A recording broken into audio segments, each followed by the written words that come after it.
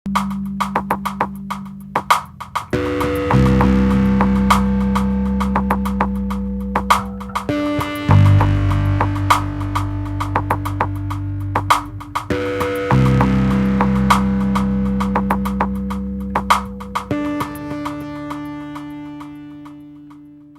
first ever BMI and WIP mods case unboxing of the Cooler Master H500 and the MasterCase Pro 6 from Cooler Master.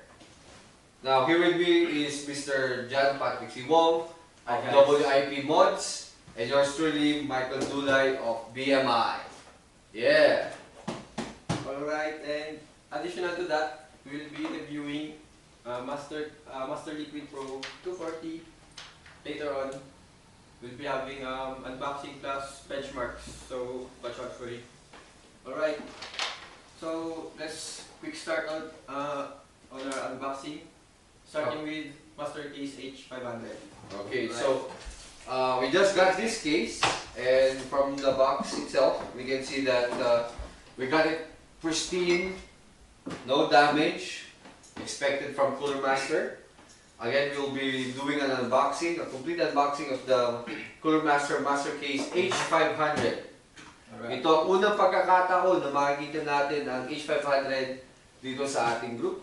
And okay, so I will be very careful in the opening of the box. Ano ang H500? The H500 is what's the better word for it? Is the budget brother of the H500P from Cooler Master. Now this was just released last year, and judging from the packaging, very sturdy ang box. And sir, pilit natin. Papakita natin. So, yan. I believe, protected siya on the top and the sides ng quality styrofoam. And I think this is ang kanyang front panel. Tama? Ang acrylic front panel. Yes, ito yung kanyang acrylic front panel. So, basically, the H500 both comes with the mesh and the plastic or acrylic front panel. Tip nga natin siya para makita ng ating mga viewers. Here. So yan. Nakikita nyo, still with the plastic covering, the styrofoam, yung mesh front panel. So next will be removing the case from the box. Let's get started. Okay. Right. Huwag kayong matakot na nabaligtarin yung case kasi protected naman siya ng styrofoam. And also, ganyan siya kinarton, no? So as you can see, if you remove it from the box, like what we did, on top, you will see the rear, IOs, PCIEs. But if you flip it like this, remove the styrofoam protection.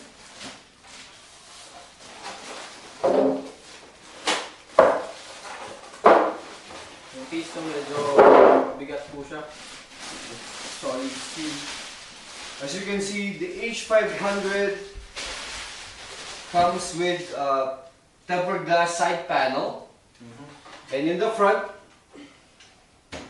it comes pre-installed with the mesh. Mesh front panel. Exactly. Now, like what I said earlier, meron siyang kasamang acrylic front panel. So if you desire, if you want to have the front panel with acrylic, you just simply remove the front panel, the side panel, and install the acrylic front panel. Now, Optional siya. Now, Sir Patrick, parang nakita ko dito sa taas meron siyang hawakan. Handle, opo. Oo. Ayan. Actually, pwede nyo siyang hawakan dito, but be careful no kasi may max limit load na pwedeng gamitin to. I think 20 kilos, 20 kilograms to sir. Oo, tama. No? 20 kilograms. Now, can we go back to the front panel? Yeah. Okay. So sa front panel, like what we said earlier, meron siyang mesh and the option to install the acrylic front panel. From the side, we can actually see that the front fans are made of 200 mm RGB fans. And to access those, we have to first remove the side panel. Now earlier we mentioned that the side panel is made up of tempered glass. Dito sa taas meron siyang mga screws. And I believe, looking at this right now, pwede siyang gamitan ng siguro coin or a flathead screwdriver para ma-access. Sige sir, can we try to remove? I think it's hand-tightened naman. Ayan. Please be very careful, no? Kasi tempered glass po siya, very fragile. Ayan. Okay, pasensya na at medyo very secured ang pagkalagay ng screws para sa ating... Ayan. Wow! So sa loob, right out of the box, we can see that meron siyang pre-installed na PSU shroud for your PSU and cable management, 2 HDD or SSD drive cages, a very big motherboard cutout, and meron din siyang, I think this is called a cover para sa ating cables. And so ano nakikita nyo dun sa top? Ayan. Meron tayong magnetic mesh for easy cleanups. Madali siyang tanggalin. Kasi ayan, magnetic po siya. Tapos, ayan, maraming butas. I think pwede ang ano, ATM 120 plus or 240 rods. Kakasya po siya. I also think that siguro if you decide to use a bigger fan, I believe siguro yung mga ano nasa front, if you choose to use a 200 mm fan, you can transfer the fan, one fan from here to here, and use either siguro 120 or 140 fan dito sa harapan. I think kasya rin ng ano, 360 rod sa harap. In front, if you try to look at this side, you can see na from the usual 120 to 240 space, it seems that we can also fit a 360 rod or a custom rod dito sa harapan for your custom water loop. Kita naman sa loob, it's very spacious. So sa ating water cooling master, ayun. Napakaluwag, no? 12 inches or up na graphics card, kakasya po siya. Plus, may mounting po siya for vertical positioning ng GPU niya, no? Although, ano siya, isang slot lang, pero pwede siya ang kapitan, lalo na kung naka water block na yung graphics card nyo. Ayan. No, siguro sir, kailangan na natin pakita yung likod. We'll be showing the back panel para sa ating cable mounts. Most probably, meron din siyang SSD mounts and for cable management. Yan. As you can see, no, this is typical of all Cooler Master cases. It has a very good quality, build quality. You can stand on top of it and it will not flex. Makikita rin natin, there's a very big cutout, motherboard cutout. And also, meron siyang madaming tie downs para sa ating cable management. Tapos, maluwang, no? Halos 1 inch po ito, yung luwag niya. So, mas madali kayo mag-manage ng cables nyo. Plus, you can mount 240. I'm sorry, 2.5 SSDs or mechanical drives in here. Maganda siya kasi dito, I think you can pre-install, no? Pre-install yung atong mga SSDs, 2.5 SSDs. Or also, you can also maybe put 3.5 inch HDD. Yeah, the slim types. Ano yung support sa loob, sir? Okay. Ayun. Ano po siya? Oh. Accessory kit. So, ano yung laman, sir? may pamunas siya. Ito, for sure, para sa ano to, tempered glass nyo. Kasi actually, ito yung premium case na affordable price na naka-tempered glass. So, ayun. Plus we have cable ties. Of course, for cable managing. And ayan, tulad ng nabanggit kanina, RGB po yung dalawang 200 mm fans. So, meron po siyang kasamang controller. And siyempre, ang screws nandito rin.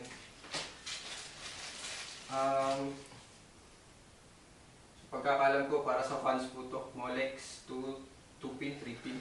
And then, moving on. I would like to add, no? Like all cooler master cases, I believe na almost all parts of the case are modular. Looking at the hard drive cages dito sa harapan, nakikita ko meron siyang thumb screws dito for easy expandability ng ating drive cages. So, siguro, just remove, if we remove the thumb screws located in front, maaari nating expand ng ating drive cages. If you are not a big fan of 3.5 inches na mechanical drives and you are willing to use SSDs or NVMEs, you can just simply remove this. After removing the thumb screw in front and removing the screws at the back, you can easily, You'll be needing ang Phillips screw. you could easily remove this front drive cage. Alright. To either install, maybe siguro if you want to use a custom liquid loop, you can put your D5 or DDC pumps here or mount it here sa fan cage or sa fan mounts. Plus Again, the rest, kakasya rin doon. pati yung rest from 50 ml up to siguro, what yun yung isa? 120, 150 ml? Maaaring magkasya sa loob. Also, I would like to point out, para sa PSU mount, meron siyang one dito sa likod. Thumb screw, no? You can easily remove the thumb screw, remove the pre-built PSU shroud. Ayan. Kung gusto nyong magpasadya ng power supply shroud, pwede nyo siyang kapitan ng customized PSU shrouds. Now, as you can see, it can fit from yung SFF or yung small form factor na PSU up to the 80x size PSUs. Yung mga extended ones, yung mga malalaki, kakasya po siya. And alright, ito yung likod niya, no? Ayan. Now, ano pang additional natin dito, sir? Additional, by the way, ito. Front panel, meron po siyang dalawang 2.0 USB header plus dalawang 3.0 rin. Tapos yung switch niya, no? Kakaiba. Yung logo ng Cooler Master, yun yung shape niya. Napakaganda. Plus reset button na very tiny. Alright. Now, final thoughts, sir. Anong masasabi niyo dito? Final thought, syempre, unang tatanungin dyan, presyo, magkano ba yung gantong price natin sa market? Now, based on our latest research, the case is about 6,800 pesos, depending on the supplier and, of course, the availability of the case. Now, based on the price, I could say that this is a win-win situation. The case is built unlike any other case. The build quality is excellent. Also, you get the features from a premium case built on that price range. Plus a tempered glass. Also, that's correct. A tempered glass on this case.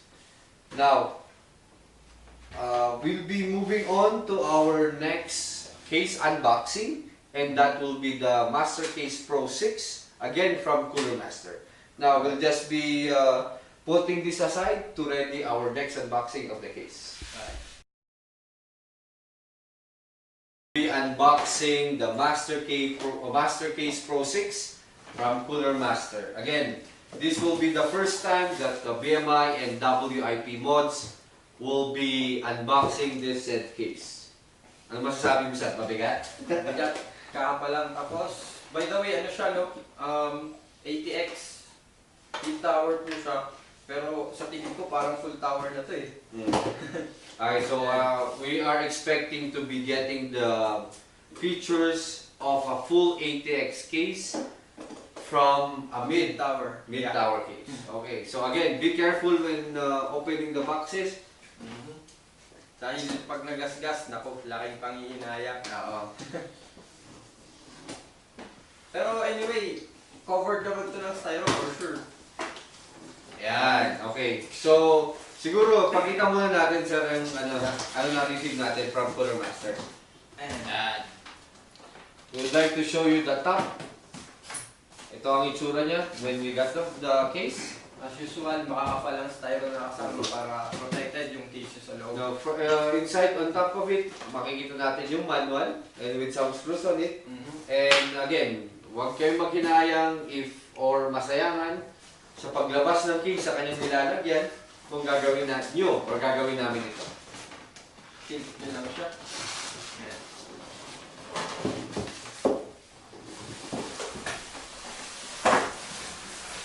Alright. Now, usually you would see here yung bottom, but you just have to flip it. Flip it carefully. Ayan. So as you can see, it's protected by on the both ends by a very strong and sturdy styrofoam material and a styrofoam bag. So, umpisa na natin ang pagtanggal. Ayan.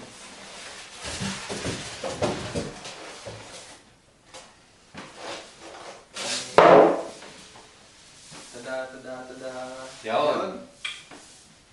Now, as you expect from Cooler Master, you'll be receiving from the feel and the looks of the case. Pag tanggal mo sa karton, malinis and quality. Napaka-eleganteng tignan, no? Ang laki! Ang laki. Sige, pakita natin yung pattern. Yan. Start tayo sa harap, no? Kala nyo, ganito lang siya. Plain and simple. Pwede ko yung mag-airflow ng napakalupit. Ayan. Magnetic to, sir, no? No? Mm-hmm. Ayan. Pakita natin yung side. Push-pull. Now, be careful with the case kasi this is a very big case. Kung makikita nyo, for airflow, makikita nyo dito, there are slots Pwedeng para buksan. pumasok yung air. And if you close it like that, it will be silent mode. Yes. I also believe that dito rin sa taas, sir. So if you do it the same thing, meron din siyang space for airflow here, at the sides and also at the front. And if you open here, makita mo yung kanyang switch, yung kanyang USB ports and power switch. By the way, this is 3.0, I think. Yeah. Both 3.0. Then the power, the set button, audio output input. Okay. So siguro sir, pakita na natin sa before we open the side panel case, pakita natin yung kanyang special feature. So, kung ganyan, for maintenance purposes and others, you can all just leave it up to reveal the top panel. Ayun, magnetic pala siya. No need for screws. Atakin nyo na lang siya. I think same goes with front panel, no? Oo. Alright. Yan. Wow, may hinge po pala siya. Ayan. So, pwedeng iwan, no? Pwede siyang iwan na ganyan. Kung may ano kayo, 5.25 DVD writers, especially sa mga nagre-records, very useful to para hindi nyo natanggalin tong front panel. Open nyo lang, pindot nyo lang, bubukas na siya. Ayan. Buksan ko na po. Napansin ko rin dito sa top, no? Like all MasterCase Pro cases, meron siyang fan or radiator mount dito sa taas. It comes with thumb screws. So, siguro sir, tanggalin natin para ipakita natin sa kanila. Modular. Oo, modular. So again, the Pro 6 with the spirit of the previous MasterCase cases, ay napapakita natin siya ay faithful sa kanyang pagiging modular. So, I think you can fit, 240? 240, 280, kasya rin siya. Also a 120 or a AIO or a 240 AIO or dalawang 140 mm fans or dalawang 120 fans. Ang very spacious. Looking at the top pa lang, makikita natin, very luwang. Maluwang siya, very spacious. Now, to access the side panel, if you try to look at the back, actually, first time kong makakita ng case na may coverings dito sa palibot ng napaka-elegant, no? Aesthetically speaking, napaka-elegant ng likod.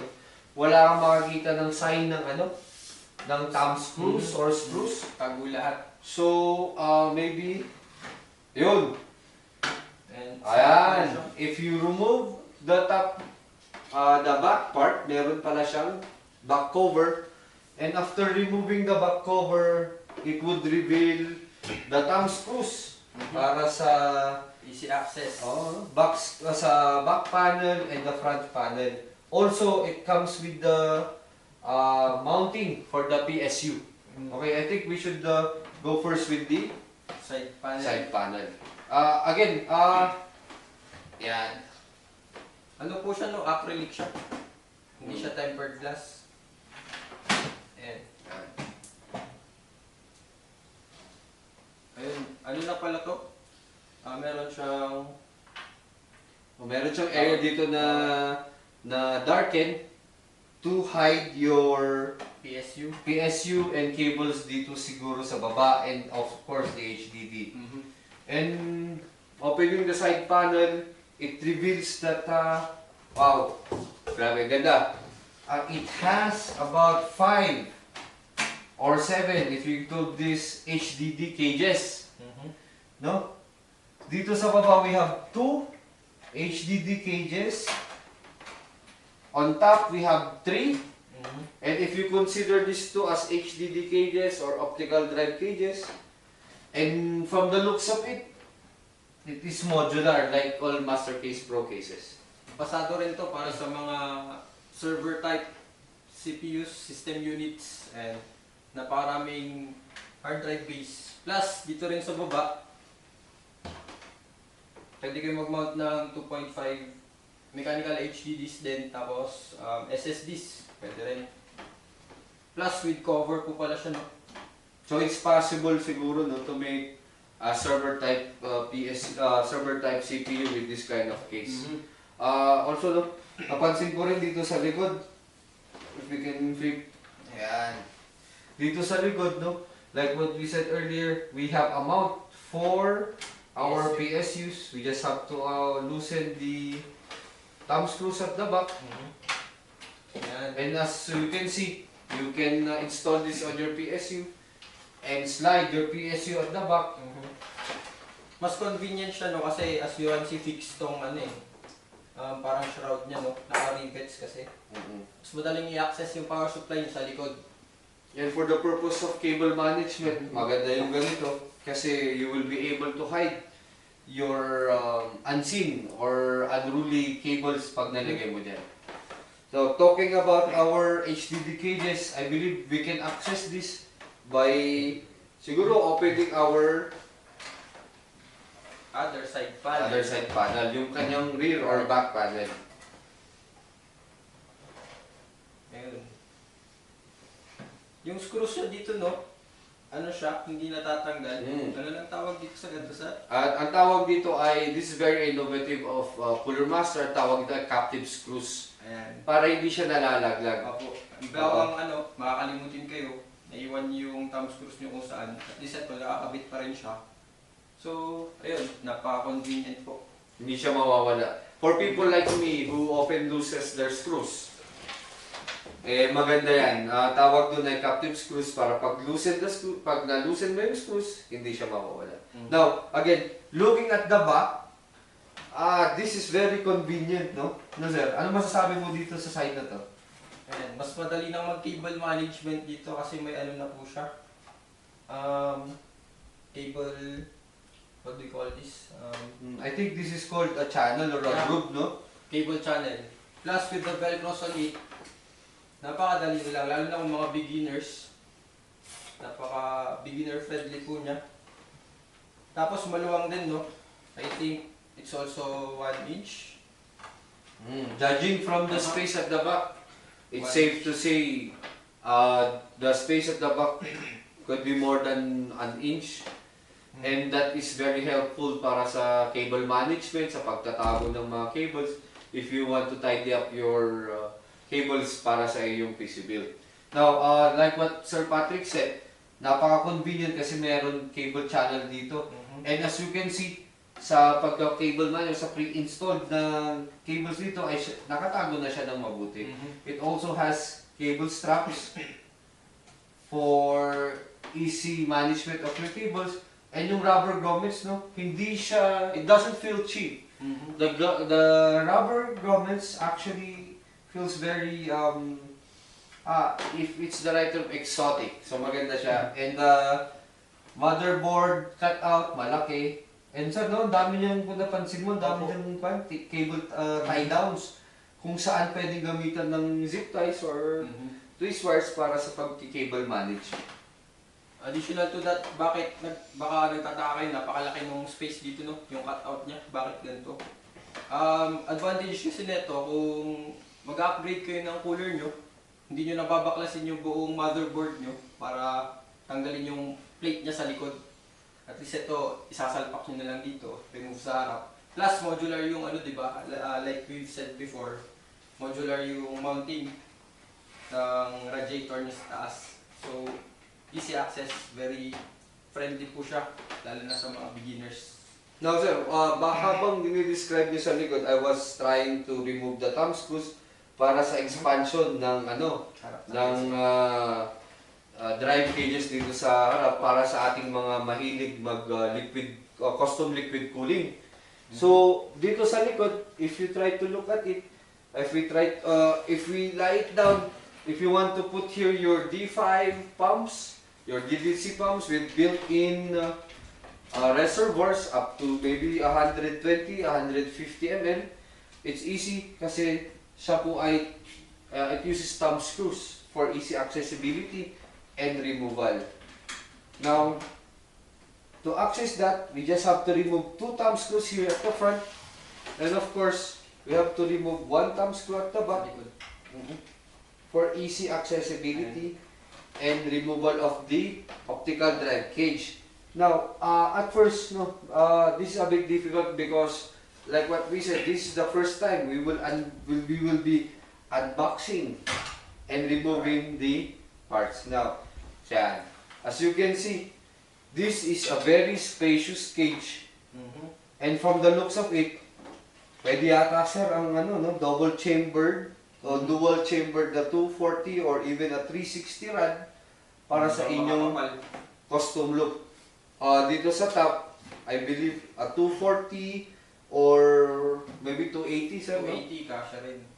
And dito ang standard natin na 120 or maybe even a 140 radiator could fit at the back. You just have to remove the fan at the back. The one that by the way, it comes pre-installed with RGB or a red LED 120 fan.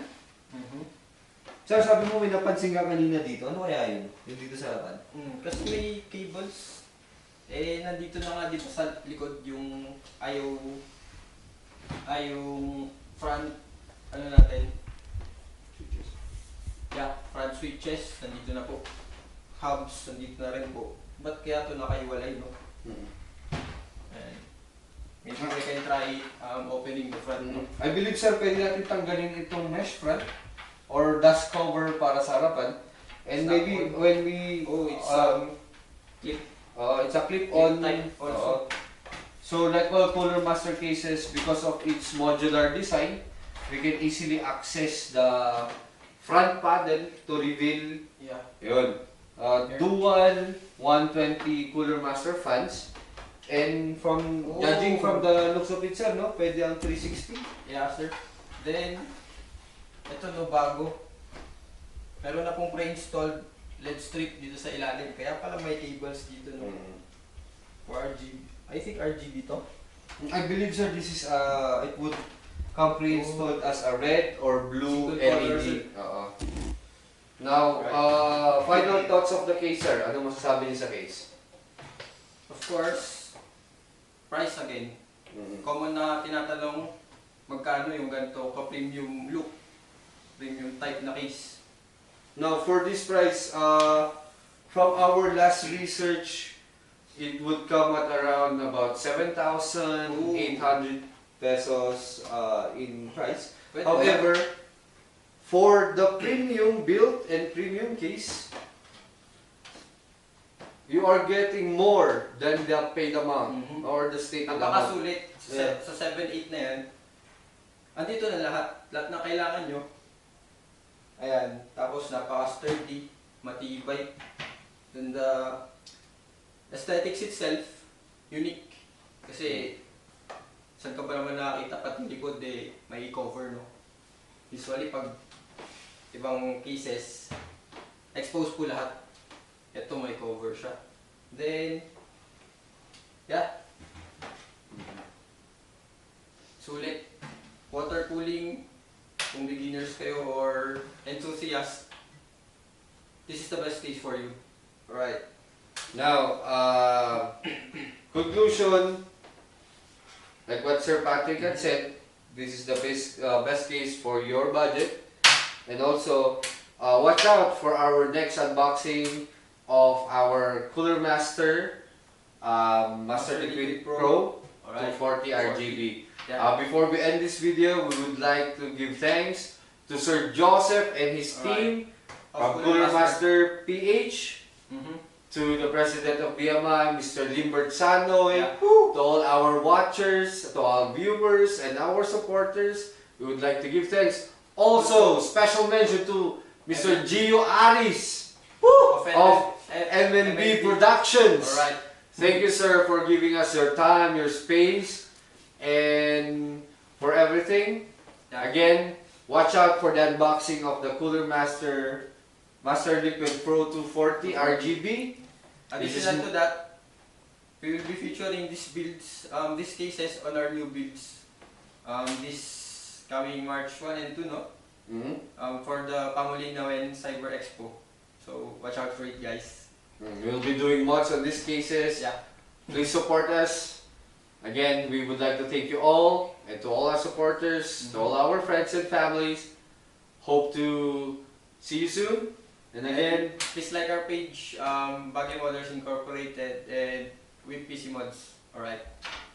Thank you very much, and please watch our next videos.